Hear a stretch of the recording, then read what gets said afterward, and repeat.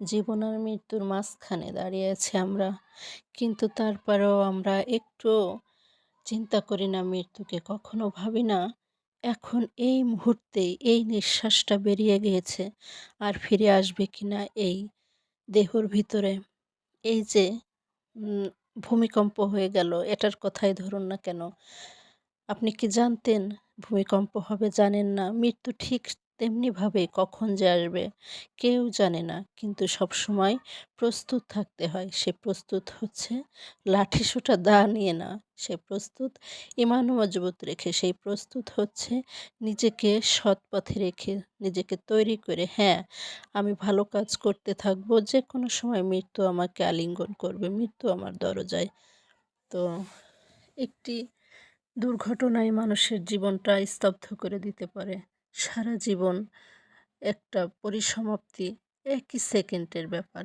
কিন্তু আমরা সবাই ভুলে যাই দাম্ভিকতা, অহংকার আর ভোগবিলাসী মত্ত থেকে আমরা পৃথিবীর মায়ামোহে সবসময় ভুলে থাকি। কিন্তু সৃষ্টিকর্তা আমাদের সৃষ্টি করেছেন, নিশ্চয়ই সৃষ্টিকর্তার নিকট আমাদের ফিরে যেতে হবে। সবসময় এটাই মনে রেখে আমাদের চলতে হবে, কাজ করতে হবে। হ্যাঁ, শুধু সেটাই ভেবে বসে থাকতে হবে না।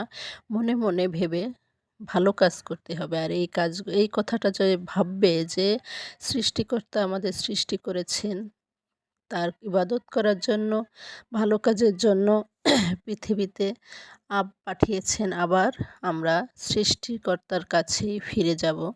এই কথা যে ভাববে সে কখনোই খারাপ কাজ করতে পারে না, খারাপ পথে চলতে পারে না।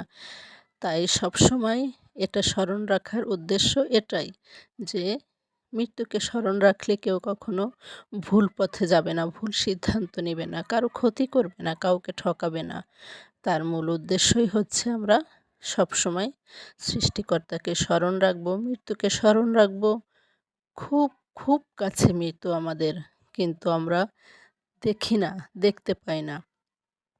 আর এজন্যই বিশ্বাস রাখতে হবে যিনি আমাদের সৃষ্টি করেছেন, একমাত্র তিনার উপর। তিনি যা করেছেন, সৃষ্টির রহস্য যার, তার কাছেই সব কিছু। আর তিনি যা করেছেন অবশ্যই তিনার সিদ্ধান্ত অনুযায়ী করেছেন। এই ধরাধাম চলছে সৃষ্টিকর্তার একমাত্র সিদ্ধান্তে।